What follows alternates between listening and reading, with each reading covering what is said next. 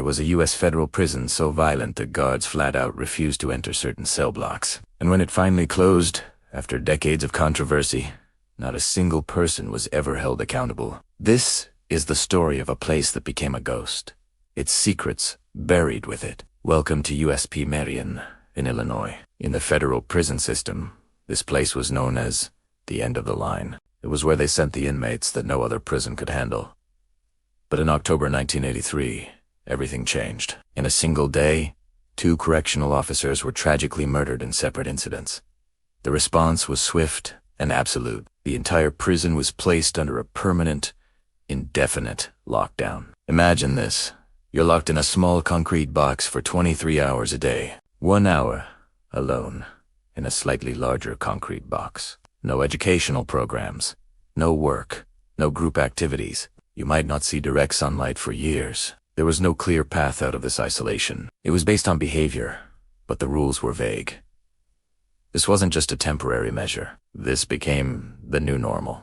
This lockdown at Marion created a model. It became the blueprint for the Supermaximum Security, or Supermax, prisons that would later spread across America. The idea was to control the worst of the worst through total isolation. But this raises a critical question. If we know that extreme, prolonged isolation can severely damage the human mind, leading to psychosis, depression, and self-harm, was this new system really about creating safety? Or was it about inflicting a form of punishment that went beyond any judge's sentence? A punishment without limits. Years later, former staff members would admit they were completely unprepared for the psychological consequences. The mental and emotional damage to inmates was widespread and devastating. Men who entered the system with manageable sentences left it permanently broken. Yet, there was never an official apology. No formal investigation into the human cost of the Marion experiment. The prison was eventually downgraded, and then quietly closed for good in 2022. There were no headlines, no public inquiries, no reckoning for the decades of suffering that took place within its walls. It just faded away.